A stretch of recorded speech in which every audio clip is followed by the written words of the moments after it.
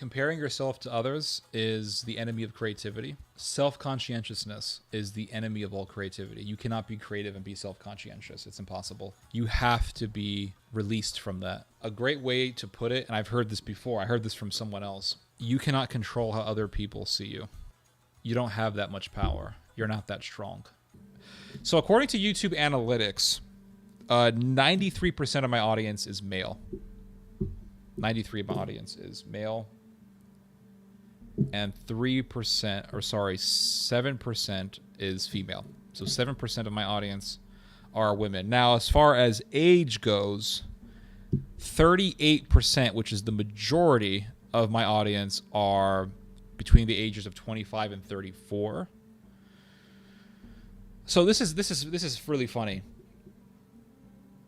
The amount of my audience, the percentage of my audience that is between the ages of 13 and 17 are literally zero. There's no one watching my channel within that age group from the ages of 13 to 17. Zero. No one in that age group is watching me, and nor should they.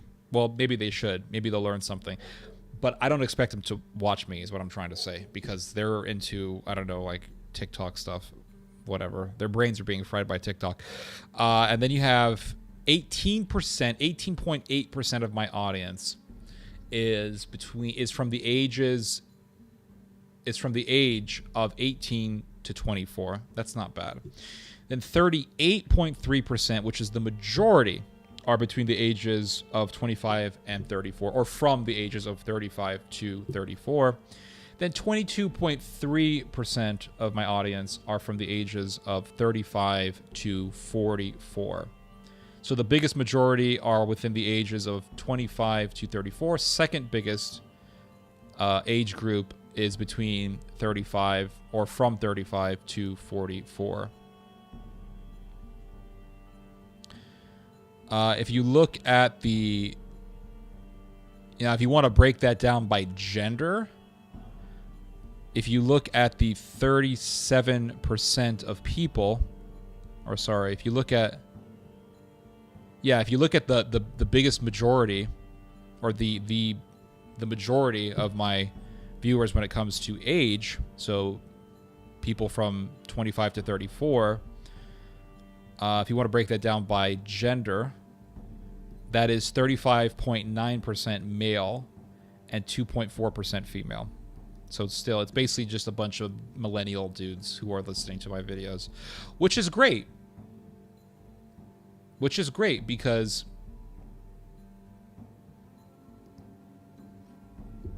I'm glad that I can hit a millennial audience. How much my audience consists of boomers? Now, this is amazing. So if you look at the age group of 45 to 54. So 45 is basically millennial. 54, you're at that Gen X generation. Very, very small percentage. If you look at that age group, it's 11% male and 0.5% female, so no women. Now, if you go to serious boomers, 55, so people from the ages of 55 to 64. So when you hit that 60s range, it's boomer. 5.8% of my audience is from the ages of 55 to 64.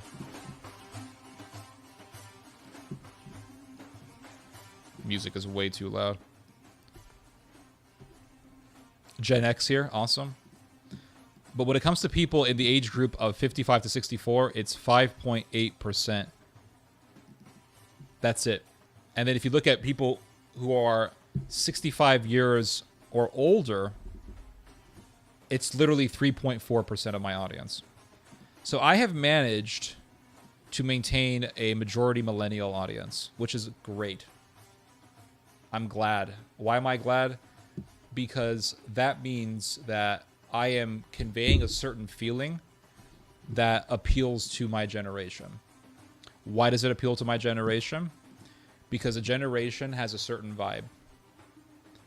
And I am happy with the fact that I'm able to convey that vibe.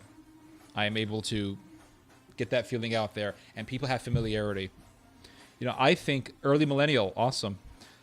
Lovely background music, yes, Persian classical. I believe that the most important thing to have when you're making videos is familiarity. And I probably talked about this before, but I'll talk about it again. The most important thing to have when making videos is familiarity. That is the most important thing. It is more important. Yeah, 55 is not. I said Gen X. That's what I said. 55 is Gen X. I said it's Gen X. I said once you hit the 60s, that's boomer. That's what I said. Anyway, more important than cameras, more important than editing, more important than music, more important than any of that stuff is familiarity. Can you familiarize with an audience? Can people familiarize with you? Some people are more able to familiarize with people better than others. With some people, it's very difficult. But the bottom line is that familiarity comes down to one thing, and that is, can you show at least a bit of yourself in front of camera? And by bit of yourself, I don't mean be naked in front of a camera, okay? I mean, can you show a bit of who you are, personality-wise, in front of a camera? That is actually more challenging than it sounds. I don't like TikTok, no. I'm not a big fan of TikTok. I am a old school YouTuber, YouTube enjoyer. Hell, sometimes I even go on to Twitter to watch videos. Although with Twitter, I'm looking for videos that pertain to a particular current event. Sometimes I will go onto Rumble, because on Rumble there'll be a video that I want to watch, but it only can be found on Rumble. And sometimes I do go on to BitChute when I'm looking for something that is made by a far right person that, you know, can't be found on YouTube for research purposes, of course. It has to do with identifying with the host in different aspects. Absolutely. That is absolutely correct. You have to show a little bit of yourself. And once you show at least a little bit of yourself, or a part of you, personality-wise, people will start to watch your videos. You may not get a whole lot of following. You may not get a big audience, but you're going to get an audience.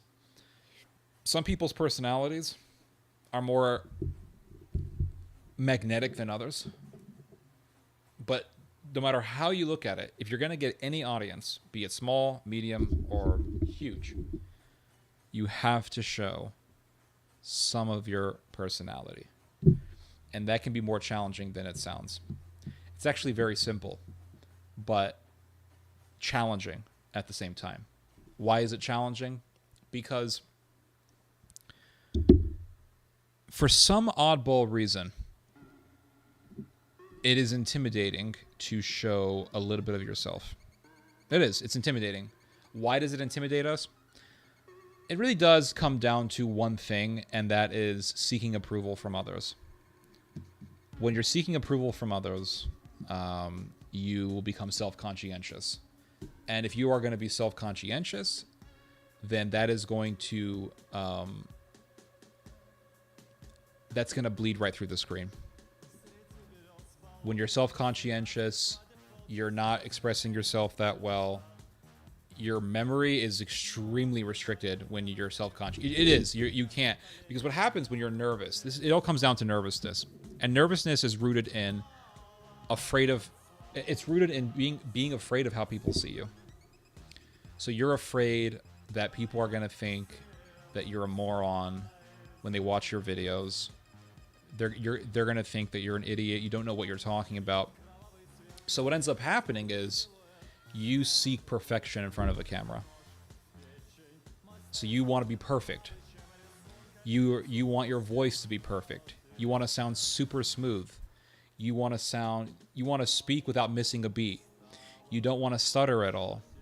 You're afraid that you might mispronounce a word. That's a big thing when it comes to talking in front of a camera, is mispronouncing words. Mispronouncing the simplest words, too. You're afraid that you may say a sentence in a wrong way. You're afraid your vocabulary will be off. You're afraid that your memory will kind of go blank. You're afraid that you won't remember the information that you want to convey to the audience. And here's the thing. When you fear all of those things, they happen. When you fear that you're going to stutter in front of a camera, you turn the camera on, you start stuttering. You fear that your memory is going to go blank. You know what happens when you have that fear and you're talking in front of a camera? Your memory will go blank. You fear that you're going to mispronounce words. Simple words. Words that everyone uses on a day-to-day basis, in everyday conversation. You know what happens? You turn the camera on, you start talking, you start mispronouncing words. You start saying, oh, I went over to my house. Oh, shit, I mispronounced the word house. Your brain will literally do what you fear it's going to do. When you seek perfection, all the mistakes that you fear will be done by you. Here is how you go about talking in front of the camera. You have to not give a shit. Not giving a shit. And by that, I don't mean like, okay, I'm not giving a shit. Okay, here it is. I'm not care. No, that's not how it works. When you start doing that, then you're focusing on not giving a shit, and then you actually do give a shit. Right? So you can't, it has to be something that naturally comes out of you. It has to naturally come out of you. And we say, well, how do you do that? Here's the thing. The best advice that I've ever heard when it comes to talking in front of a camera came from a guy by the name of Angus McFadden. He did an interview a few years ago. Angus McFadden is he's not famous anymore, but he was a famous Scottish actor. He's still alive, but he's not famous anymore. To me, he is one of the greatest actors ever because he did one of the greatest performances. To me, personally, the greatest performance I've ever seen in a film, which was his role as Robert the Bruce in Braveheart, which was an utter complete masterpiece. So Angus McFadden, he played Robert the Bruce in Braveheart. Angus McFadden did an interview a few years ago for a Scottish YouTube channel. And in that interview, he talks about acting. Because the interviewer starts asking him, how are you able to do these scenes in Braveheart so well? Like, how are you able how are you able to do all this stuff? And he said, it comes down to one thing. And that is relaxation. That's what it comes down to. Hello, Tessellator. Hello. Somebody else said hi. 117 Rebel. But it really does come down to one thing, and that is relaxation. He said, when you relax, everything comes out the way it's supposed to come out. So he said, the camera goes on, the director says action, you start talking. He said, if you're not relaxed and you start trying to force your mind to remember the lines, what you're telling your brain is, all I have are those lines. That's all I need to focus on. Then you start neglecting expression. You start neglecting really, really opening yourself up and showing yourself and letting yourself shine. He said, the moment you relax, not only will you remember your lines perfectly, but you will find different ways of expressing those lines. The emotions that you need to express will come out just fine. Just fine. It's all in you, he said. It's all there in you. You just need to relax. Once you relax, it all comes out. And many times what I have discovered is I'll turn on a camera and all of a sudden I forget about what I want to say. This has happened to me many times. I'll forget about what I want to say because I'm not relaxed. And I'm thinking, oh my God, I need to do something. So I put notes in front of the screen, and I'll do the video fine, but it doesn't come out as the way I want it to come out because I wasn't expressive. Because my whole brain at that time is just like the words. And you need to just tell yourself, forget the words. You read this stuff, you know it. And what you realize is that you'll be having a conversation with a friend or a relative, and you'll be talking about what you want to do a video about. You'll be talking about the topic that you want to talk about in front of the camera, and everything just comes out naturally. everything comes out fluidly. Everything comes out just nice and smoothly, and you're expressing yourself. And then you tell yourself, oh my God, why aren't I doing this in front of the camera? Because I'm not relaxed. But when I'm speaking to a friend or a family member, I'm relaxed. That's the whole thing. At the end of the day, people who talk in front of a camera are just actors. That's what they are. You're acting. Talking in front of a camera is acting. Talking, well, not exactly, but talking in front of a camera well is acting. People say, oh, how come this guy talks really well in front of the camera? How come this guy, I don't know, Sam Sulek is really good at talking in front of a camera? How come Asmongold is really good at talking in front of a camera? How come Styx Hexenhammer? How come, who else is there? Charlie White. How come these guys are really good at talking in front of a camera for their YouTube channels? It's because they're relaxed. That's the reason why. It's because they're relaxed. The moment you can relax is the moment you'll shine. As 117 Rebel has said, you are speaking from the heart. You have to speak from the heart. A way that I like to... an analogy that I really like is a bagpipe. Think of your body like a bagpipe. You got a bagpipe, right? The bagpipe is full of air. You blow on the bagpipe and this beautiful music comes out. Your brain, your body is filled with ideas and emotions and it's all there. It's all built up. Like a bagpipe is filled with air. You got to release it. Just release it. Well, what if I make a mistake? Who gives a shit? And when you make a mistake, when you're relaxed, you can still make mistakes. But the mistakes are not going to appear as bad as they would if you were nervous. Think of it like a boxer. You know, you have a boxer who's really good, right? Boxers who are really, really good, they still get punched. When you watch a boxer who's really good at boxing get punched, a lot of the times, it doesn't even really faze them. Like, I got hit. Okay, they keep going. And because they have that attitude, and that attitude manifests in their actions, even the people watching will forget about the punch. They don't sit there and say, oh my God, he got punched. Did you see that? He got punched? Okay, he keeps going. People don't say, oh my God, he got punched. He's losing. They notice that it doesn't faze them. It's the same thing with talking in front of a camera. You talk in front of a camera, you're talking. Oh, I made a mistake. I mispronounced something. Keep going. I think Shakespeare wrote a work of advice for people who wanted to do stage acting. And one of the pieces of advice that he gave was, if you make a mistake, keep going. Don't stop, reset everything, restart from beginning. No, just keep going. And I have seen big YouTubers make mistakes. I have seen big YouTubers mispronounce words. They keep going. That's one thing I always noticed about that. They just keep going. Like I saw Mike Israetel, who's kind of exploded in the fitness world recently. I watched him do a video, and he made a mistake. He made a mistake in saying something. He said he was talking about the importance of losing, and he said that when you observe all the mistakes that you make, and then you recalibrate yourself so that you can get better. He said, even when you recalibrate yourself, you're still going to lose, but you're going to be better than you were before. And then he said, let's say you keep trying to get into some big universities or something like that. So you keep sending in your applications for these big universities, and they keep rejecting you. And he said, you know, you will get better. He says, but does that mean that you're not going to get accepted by these universities? Well, and he made a mistake there. Not a big deal.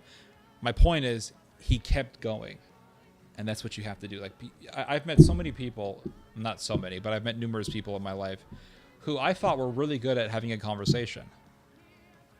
And I would tell them, you're really good at conversing. You're really good at maintaining a conversation. You should talk in front of a camera. And do you know how many of them have done it? Only one person. And that person started a YouTube channel, and she actually did really well in the beginning. Really well. And then she freaked out and she deleted all of her videos. And I was just so disappointed in her, I'll be honest with you. But I've met people who are really good at having a conversation, and they don't realize that they could actually be good in front of a camera. And the reason for that is because they think talking in front of a camera in YouTube requires some kind of special equipment, and it requires something really, really... They think that it requires something that's beyond them. And that's not true. All that you need is a camera with it. You know, let's be real here. Let's get at least a 720... a camera that has 720 visuals. 1080 is better, but 720 is fine. And all you really need is your personality. That's it. All you need is a personality. At the end of the day, you don't even need B-roll. I like to add B-roll to some of my videos because it makes it more interesting. But at the end of the day, the most important thing is your personality. And a camera. I mean, you need a camera, right? That's requisite, or prerequisite. I just mispronounced the word. But other than that, I mean, camera and a personality. That's it. You gotta be able to expose yourself a little bit. And a good camera is not going to mitigate nervousness. It's not going to make a person who is afraid to show his personality better. All it's going to do is it's going to expose your nervousness in a much clearer, nicer, crisper image. That's it. As a retired uni professor, I can tell you a lot of the same things you're saying apply to live audiences. Absolutely. It's the same thing. No, it's no different. It's literally no different. At the end of the day, public speaking, be it in front of a camera or be it in front of an audience, is just having a conversation. That's it. It's just having a conversation. When you're talking in front of a camera, I'm talking to you. And I will sometimes imagine myself talking to someone. And guess what? Hey, you're in front of a camera, right? Or let's say you're in front of an audience. And let's say you mispronounce a word. Oh my God, you magnetize that mistake 10 times than what it really is. If you want to get better in talking in front of a camera, here's a great tip. When you're talking to a friend or a family member, actually observe what you're doing sometimes. And what you'll find is that you make the same mistakes in front of a camera. What you'll find is that even in regular conversation, sometimes you stutter, sometimes you slip over a word, sometimes you slur a word, sometimes you mispronounce a word, sometimes you blank out, right? All these things happen in general conversation. The thing is, when you're doing public speaking or when you're talking in front of a camera, any mistake feels 10 times worse than it really is, because you start thinking in your head, all these people are looking down on me, all these people are judging you. And what you don't realize is that you make those same mistakes in general conversation, but you're better at talking in general conversation because you're relaxed. That's the difference. You're relaxed. So even if you make a mistake, who cares? You think, well, they're going to judge me. Here's the best way to deal with that way of thinking. Accept the fact that they're judging you. Because you know what? They are judging you. Everyone's going to judge you. Right? So you're talking in front of a camera. Let's say you're talking in front of an audience. Oh, I made a mistake. They're judging me. They are judging you. They think that you're a moron. They think you're Don't sit there and say, oh, they probably don't care. Who cares? Because let's say, what if they do care? Then is that going to be a problem? So you have to just accept the worst case scenario. Believe that the worst case scenario is happening. They think you're a moron. They think you're an idiot. They think that you're just they're actually saying, why is this person even allowed to speak? Right? Imagine all this stuff in your head and accept it and be like, I don't give a fuck. Bam. Your brain will automatically relax. Even boxers will do this sort of thing. It's called visualization. It really works. Boxers will do this thing where they will actually visualize the fight in their head before they go into the fight. And they will visualize all sorts of worst case scenarios, right? Visualize, I don't know, this guy's going to beat the shit out of me. Oh my God. And they'll visualize a fight in their head. And they'll visualize bad scenarios, but they'll visualize themselves surpassing, or not surpassing, they will visualize themselves prevailing over their opponent, right? And that visualization really does work. It really does work. I remember even in jiu-jitsu, I remember I used to get my ass kicked all the time. Tap out, tap out, tap out, tap out, tap out, tap out. And there came a point where I was like, I would start thinking of different scenarios in my head. Like, when you start processing these scenarios in your head, it actually does help, even by a little bit, but it still helps, you know? What are you guys saying? Hello, Tessellator. It takes off a lot of pressure knowing everyone else makes the same mistake. Absolutely. Everyone does. Everyone does. But once you get in front of that camera and you say, I'm just going to go in, you'll find it's just, everything becomes easy. But you see, what I'm telling you guys, it doesn't apply just to talking in front of a camera. It applies to a lot of things in life. A lot of things in life become easier when you relax. Very simple. When you relax, anything in life, almost anything in life, everything becomes easier. Conversation becomes easier. Dealing with people becomes easier. Dealing with difficult people becomes easier when you just say, I don't give a shit. What did this person say about you? He said that you're a whatever. Okay. I agree with them. Everything comes out. At the end of the day, it's all just noise. Your negative thoughts, your thoughts, but what people say, all these things, at the end of the day, it's just noise. That's all it is. It's just noise at the end of the day. People watching YouTube content generally like it when the streamers show a real self. Despite all the fakeness floating around, deep down we are all looking for genuine responses. Your channel deserves more subs. I agree, but it's not happening right now. Maybe you're kind of shadow banned. It's weird that you say that, but I really appreciate that, Ron Show. It's weird that you say that because last week my videos were getting decent views. I mean, in the standard of how many subscribers I have, it was getting decent views. And I did a video on upload on Saving Pride Ryan, and it's just, I was getting, what was it? It was like 20 views in 30 minutes or something like that, or I think maybe even less than that. It just wasn't doing that well, even though it was a well edited video. It's just weird how it works like that, but you know, oh well. Daughter soccer game isn't going well, down 4 points. Okay, don't worry about it.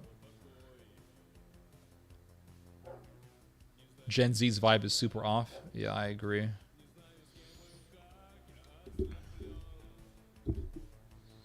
I don't use TikTok, but I think that YouTube Shorts are probably equally as bad. Equally. Oh, yeah, 100%. It's the same thing. It's the same thing. It's just TikTok. TikTok exploded, and so YouTube and Instagram said, okay, we got a YouTube, Instagram, Facebook. They said, okay, we got to adapt. This is the future. People watching YouTube, okay, I already read that. I had a big issue when being worried about mispronouncing words when I was in Serbia giving a presentation. Then I realized I was the only native English speaker and everybody mispronounced words. Absolutely. You were the only American. How long were you in Serbia, Mr. Billy Bob? It takes off a lot of pressure knowing everyone else makes the same mistakes. Absolutely. Love Braveheart. It's my favorite movie. It's a masterpiece. There's a military saying that goes, improvise, adapt, and overcome. If you make a mistake, just roll with it. Maybe you can make the mistake into something good. Absolutely. Like I said, this formula, this philosophy that I'm expressing, it applies to almost everything. I say 1080 should be minimum. Yeah, you're right. My OBS, I gotta make it. I did have it at 1080. For some reason, it kept freezing up on me, so I brought it down to 720, and it's been working very smoothly. But you're right. I think I need to get myself a nice 1080 camera. I'm not sure. All you need is personality and aura. Yep.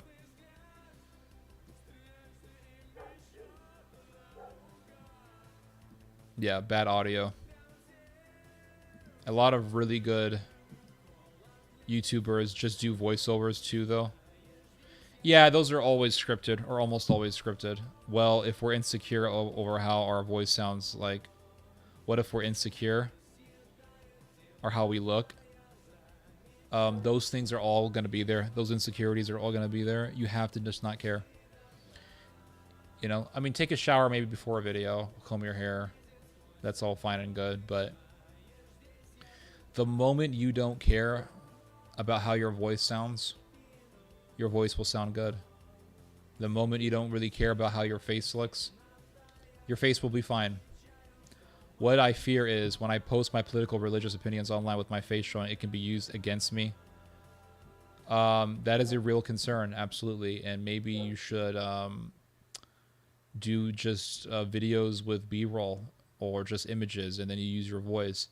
Even with that, though, if you start a YouTube channel and you just play your voice and you don't ever show your face, even with that, they can still dox you. People can still dox you. It's very real. 1 week it was for a conference. It's awesome. Wonderful country. Yeah, Serbia looks really nice. Looks dope. I've heard it helps to picture the audience naked. I've never done anything like that. I think it works great just to say, these people think I'm a moron, an idiot. They don't even want to listen to me, but I'm going to talk anyway. You just have to accept the worst and go with it. Do you have any opinions on the dock workers strike? Yeah, I did an article about this. The thing is that the dock workers strike has been suspended. Supposedly there was a negotiation between the Biden administration and the workers. But who knows? It may come up again. But I kind of suspect that maybe it was an attempt by Trump, but who knows? I don't know. You may indeed be shadow banned. With Shoebot made a... Oh, well, at least we made a lot of waves in several government groups. That's true. Upload video on Cain and Abel. Oh my god, that was literally one of my first videos. That video is actually still on YouTube. Somebody re-uploaded it onto their channel. I got this Iranian music playing. Holy shit.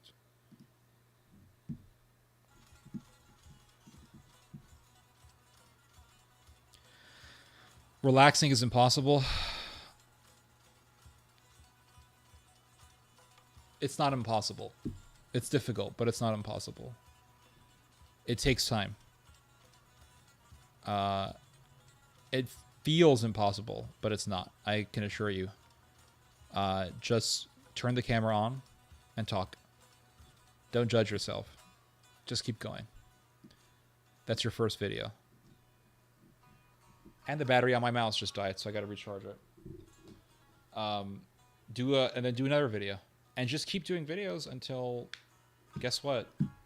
You start becoming comfortable with yourself. At the end of the day, the root problem, the root of all nervousness to talk in front of a camera is the lack of acceptance for yourself. The reason why you don't feel comfortable talking in front of a camera is because you haven't accepted yourself. The reason why you are nervous in front of a camera and that nervousness bleeds through the screen is because you have not accepted yourself. And the reason why people tend not to watch people who are nervous is because people want to see you. They don't want to see a shell that you've created. And anytime you have a shell or you try to cover how you really are, you become nervous because you're trying to hide something. When you're trying to hide something, you become nervous. It's like trying to cover up for a crime. You're nervous. And so people don't want to see nervousness. People want to see you. And you have to accept that people want to see you. People don't really know you when you're nervous because you haven't shown them who you are. The moment that you show someone who you are, that is when people come and listen. The moment you accept yourself is when you begin to show who you are because you stop covering it with nervousness.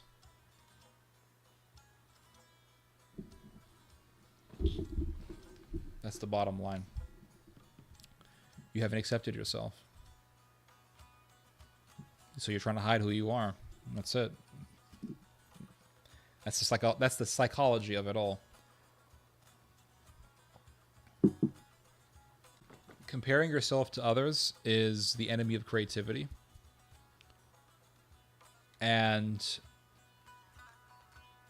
self-conscientiousness is the enemy of all creativity. You cannot be creative and be self-conscientious. It's impossible. You have to be released from that. a great way to put it, and I've heard this before. I heard this from someone else. You cannot control how other people see you. You don't have that much power. You're not that strong. You're not that strong. None of us are. So just accept it.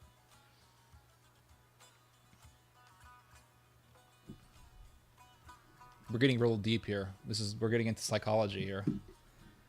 I didn't. Now, have I read about this stuff anywhere? Not really. This is most of what I'm telling you is mainly from me just thinking about this topic a lot, because I've thought a lot about. I've thought a lot about this topic for years. Actually, I've thought about this topic, and it's just like, wow, self-observation. It's all about self-acceptance. It's all about, literally, that's what it all comes down to.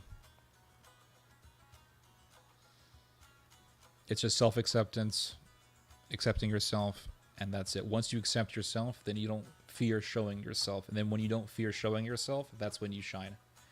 And this is not just talking in front of a camera. This is literally just life. You can apply this in life. The people who want to see you will watch you regularly. Ban the people who are rude and disrespectful. Oh, yeah, don't worry about that. I have banned a bunch of people on this chat. Now, I have never banned anyone for just disagreeing with me. That's fine. I want people to disagree with me. I have banned people for spamming and trolling. Being obvious spammers, obvious trolls, I get rid of them. Theo, one of the greatest philosophers of our time. Yeah.